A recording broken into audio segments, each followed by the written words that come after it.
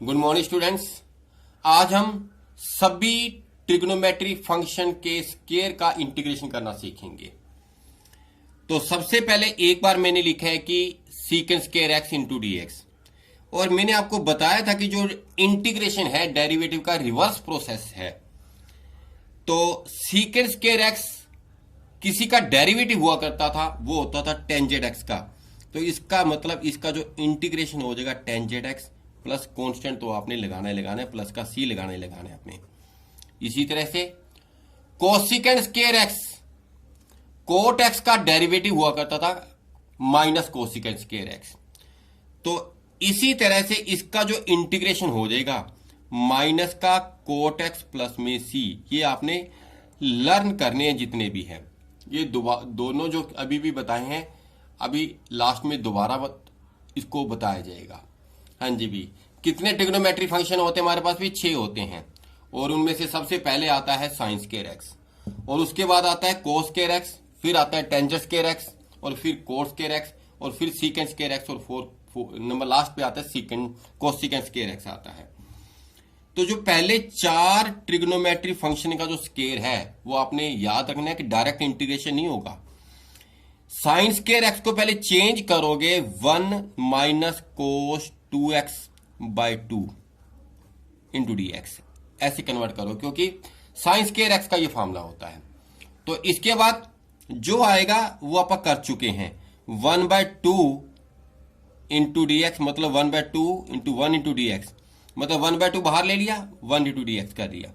अगली बार 1 by 2 sign of the integration, ये क्या होगा? Cos of 2x into d x. अब जो आएगा उसका मैंने आपको बता रखा है। इसको आप 1 बाय 2 अंदर भी लिख सकते हैं आप, कोई प्रॉब्लम नहीं है, ऐसे लिख सकते हो आप। तो 1 बाय 2 का इंटीग्रेशन क्या होता है? 1 बाय 2 एक्स होता है, क्योंकि कांस्टेंट के साथ क्या लग जाएगा?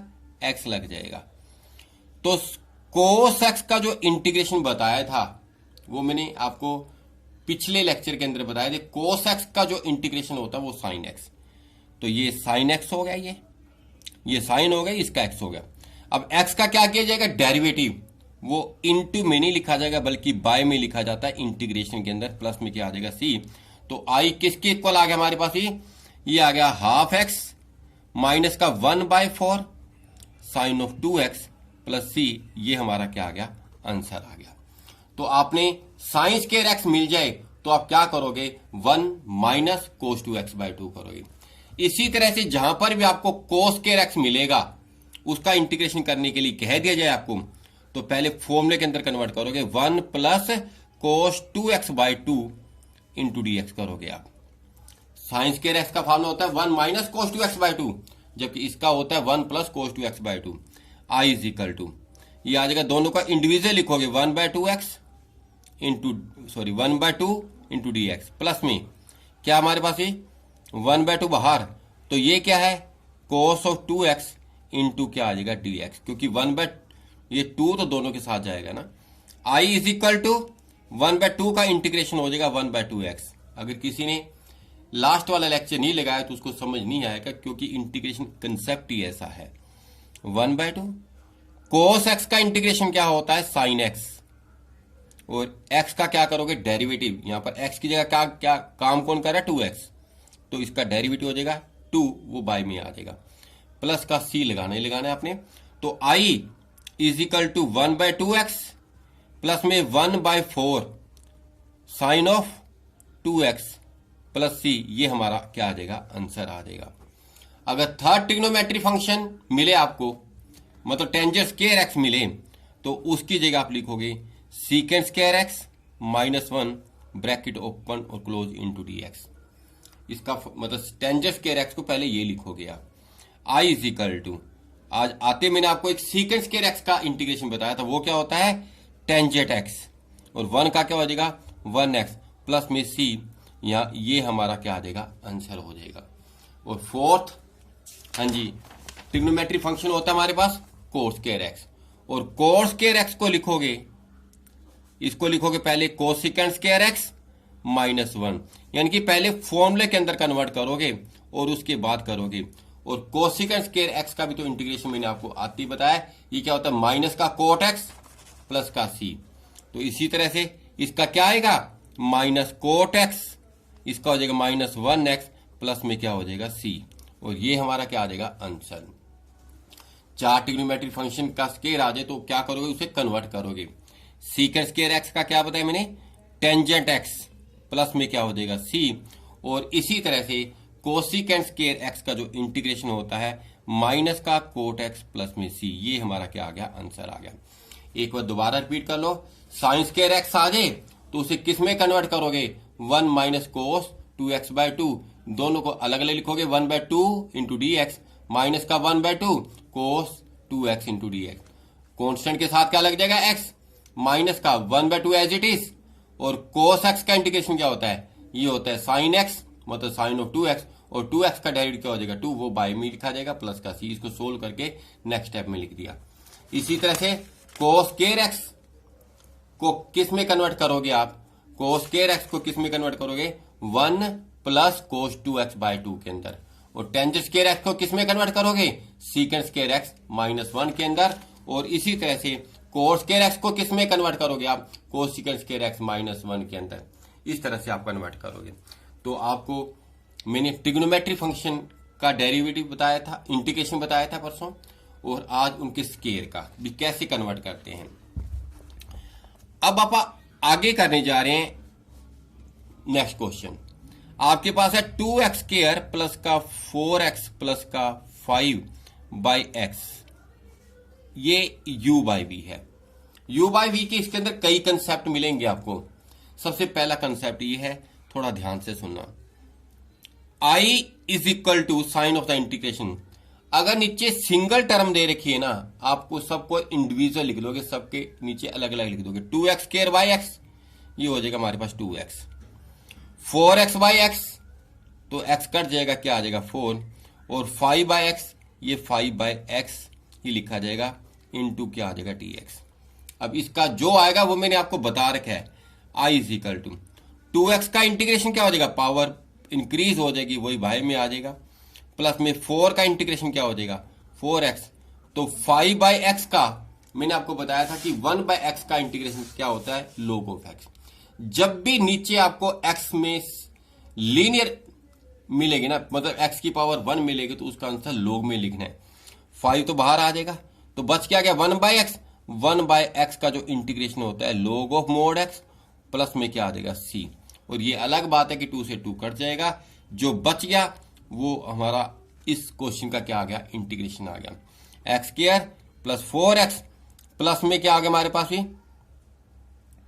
प्लस में क्या आ गया हमारे पास, ये आ गया 5 log of x mode x, plus में c, ये हमारा क्या आ गया आंसर आ गया।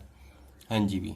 नेक्स्ट क्वेश्चन आपको फिर बताया जा रहा है कि अगर आप शुरू से नहीं करोगे तो सेकंड डे तो समझ आने वाला ही कंसेप्ट नहीं है, और उसके बाद तो मतलब ही नहीं बेटा। Question number 3, i is equal to sign of the integration, ये हमारे पास भी 2x की पावर 2 प्लस का 4x प्लस में 5 बाई क्या हमारे पास x प्लस 1। हाँ जी, ऊपर क्या किया था मैंने, ये भी u बाई वी है, नीचे सिंगल टर्म दे रखी हो तो सबको आप अलग अलग कर सकते हो, उसके बाद आपने इंटीग्रेशन करना है। अगर ऊपर पावर बड़ी दे रखी हो, नीचे पावर कम हो, तो आपने हर हालत में डिवाइड करना है। x प्लस 1 से क्या करोगे, डिवाइड। मैंने ये नहीं कहा कि ऊपर पावर 2 हो नीचे पावर 1 हो, मैंने पावर ये कहा कि अगर ऊपर पावर न्यूमिनेटर के अंदर पावर बड़ी है, डिनोमिनेटर के पावर कम है, तो आप डिवाइड ही करोगे, और जो आएगा इसके बाद जो रिजल्ट आएगा उसका इंटीग्रेशन आपको आता होगा, अगर आपने सारे कंसेप्ट देखे हैं तो। 2x स्क्वायर प्लस का 4x प्लस के 5, पहले तो फर्स्ट टर्म को फर्स्ट टर्म के इक्वल करेंगे, ये आ जाएगा 2x, तो ये क्या आ जाएगा 2x स्क्वायर, प्लस में क्या आ जाएगा 2x, साइन चेंज करेंगे, अंडरलाइन करेंगे, ये कैंसिल हो जाएगा, ये बच क्या गया हमारे पास भी 2x प्लस 5, अब प्लस 2 पे जाएगा ये, इसके बाद क्या हो जाएगा 2x plus 2 minus minus underline, ये कैंसिल, ये बच क्या गया, ये 3 हमारा रिमाइंडर बच गया। तो इसका मतलब हो गया जब आपने इसको इससे डिवाइड किया तो ये हमारा डिविडेंड था, ये डिवाइजर था, और ये क्वोशिएंट था, आ गया, मतलब ये रिमाइंडर आ गया। तो इसको कैसे लिखा जा सकता है, नीचे जाके आप लिख देते हैं। तो I is equal to sign of the integration. पहले आपको ध्यान है कि पहले अपन ये क्वोशंट लिखते हैं, 2x + 2 लिखेंगे, और प्लस में ये क्या आ जाएगा 3, और बाय में ये लिखा जाएगा x प्लस में 1। ब्रैकेट ओपन करेंगे, ब्रैकेट क्लोज, इनटू क्या आ जाएगा dx। दोबारा देखेंगे, पहले क्वोशंट लिखा जाएगा, यहां पर +3 है तो प्लस आ गया, माइनस है तो माइनस आ जाएगा, और 3 और बाय में क्या आ जाएगा, जिससे अपन क्या किया था, डिवाइड किया था। अब जो आ गया उसका इंटीग्रेशन बता रखा है। 2x का क्या हो जाएगा, पावर बढ़ जाएगी और पावर कहां पर आ जाएगी, नीचे, और +2 की जगह +2 आ जाएगा, 3 बाहर आ जाएगा, और नीचे x में टर्म है तो आंसर किस में आएगा, log of mode x + 1 plus में क्या आ जाएगा c। वो अलग बात है कि 2 से 2 कट जाएगा। तो इसके बाद u/v और भी आता है हमारे पास। हाँ जी, भी क्या हमारे पास I is equal to sign of the integration. ये क्या हमारे पास 2x + 4 बाय हमारे पास आ गया x² प्लस का 4x + 4 है हमारे पास। इसका इंटीग्रेशन करना है। पहले आपको क्या बताया था, अगर क्या हो हमारे पास नीचे सिंगल टर्म हो तो सबको अलग अलग लिखा जाएगा, इंडिविजुअल लिखा जाएगा। अगर ऊपर पावर बड़ी हो नीचे पावर कम हो तो क्या करोगे, आप डिवाइड करोगे। इसी तरह से अगर ऊपर जो न्यूमिनेटर है उसमें जो आपको वेरिएबल दे रखा है उसकी पावर 1 है, और जो डिनोमिनेटर है उसकी पावर कितनी दे रखी है, आपको भी 2 दे रखी है, मतलब डिग्री जो है मैक्सिमम पावर 2 है। तो आप क्वेश्चन को कैसे करोगे, एक बार यहां पर 6 कर लीजिए आप। तो इसको करने का जो तरीका है वो क्या करोगे आप, साइन ऑफ द इंटीग्रेशन, ऊपर वाली जो टर्म होगी इसको लिखोगे a इंटू नीचे वाली का डेरिवेटिव 2x + 4 + b। दोबारा बोलूंगा, जो न्यूमिनेटर है उसकी जगह आप क्या लिखोगे, a इंटू नीचे वाली टर्म का डेरिवेटिव प्लस में b करोगे। अपन ने इसका इंटीग्रेशन करना था, अब इसका इंटीग्रेशन कर देंगे, लेकिन इसका मतलब इसमें और इसमें कोई फर्क नहीं होना चाहिए। अब अपन ने a और b की ऐसी वैल्यू निकालनी है कि इस स्टेटमेंट और इसमें कोई फर्क ना आ रही। तो ये एक प्रोसेस है। तो अब अपन 2x + 4 को किसके को रखा है, a इंटू 2x + 4 प्लस में b के को रखा है। तो a into 2x + 4 plus b is equal to क्या है, 2x + 4 के इक्वल है। ऐसा करके आप a और b की वैल्यू निकाल लेते हैं। अंदर जाओगे, ये क्या आ जाएगा, 2ax प्लस का क्या आ गया 4a plus b is equal to 2x + 4। यहां पर आप कंपेयर करना, जो x की टर्म है, इधर x वाली टर्म कौन सी है, 2ax, और इधर क्या हमारे पास भी 2x है। तो 2a जो है ना, किसकी को रख सकते हो आप, 2 के। Compare the coefficient of x and constant term. ये कांस्टेंट टर्म मानी जाएगी जिसके साथ x नहीं है। इधर x का कोफिशिएंट क्या 2 है, इधर x का कितना हमारे पास भी 2 है। तो a की वैल्यू 2/2 कितनी आ जाएगी, 1 आ जाएगी। इसी तरह से ये जो कांस्टेंट टर्म है 4a plus b is equal to, इधर कांस्टेंट टर्म क्या हमारे पास 4 है। a की वैल्यू कितनी निकाली अपन ने, a की वैल्यू निकाली अपन ने निकाली 1। 4 into 1 plus b is equal to 4। तो क्या हमारे पास भी ये आ जाएगा 4 plus b is equal to 4। तो b की वैल्यू 4 - 4, b की वैल्यू कितनी आ जाएगी, 0। हमने a की वैल्यू निकाल ली और b की वैल्यू निकाल ली। तो क्या करोगे, इसका इंटीग्रेशन करना था अपन ने, तो इसका कर देते हैं। लेकिन इसका करने से पहले वैल्यू किसकी पता होनी चाहिए, a और b की। तो a की वैल्यू कितनी निकाली अपन ने, 1। जो वैल्यू निकाली है वो बाहर रख देना है साइन इंटीग्रेशन के, और a के साथ क्या लगा हुआ है, 2x + 4, 2x + 4, और बाय में क्या हमारे पास भी एक्स स्क्वायर, बाय में क्या है x square plus 4x plus 6, x square plus 4x plus 6, और इसी तरह से इंटू dx तो लगाना है। ये 2 पार्ट्स में के अंदर डिवाइड कर दोगे और b की वैल्यू कितनी निकाली अपन 0, जो निकाली उसे बाहर ही रख दोगे आप 0, साइन ऑफ द इंटीग्रेशन, और b के साथ कुछ नहीं पड़ा तो इसका मतलब dx तो लेना ही लेना आपने, dx बाय, और क्या है हमारे पास ही नीचे क्या आएगा x square plus 4x plus 6, x square plus 4x plus में 6, यानी कि ए और बी की वैल्यू निकाल के अपनी बाहर रख दी और दोनों का अलग अलग इंटीग्रेशन कर देते हैं। इसका फायदा क्या होगा, पहले वाले का आंसर लॉग में आएगा, क्योंकि मैंने आपको बताया हुआ कि अगर नीचे वाली टर्म का डेरिवेटिव ऊपर पड़ा तो आंसर लॉग में आता है, और ऐसा सिस्टम प्रोसेस अप्लाई करने से आंसर लॉग में ही आएगा। यहां पर क्या है 0 इंटू समथिंग क्या हो जाएगा 0, तो ये 0 आ गया, और प्लस में सी तो आपने लगाना है, तो आंसर इसको ऐसे लिख सकते हो। तो ये क्वेश्चंस आपने कर लेने हैं। Okay, thank you.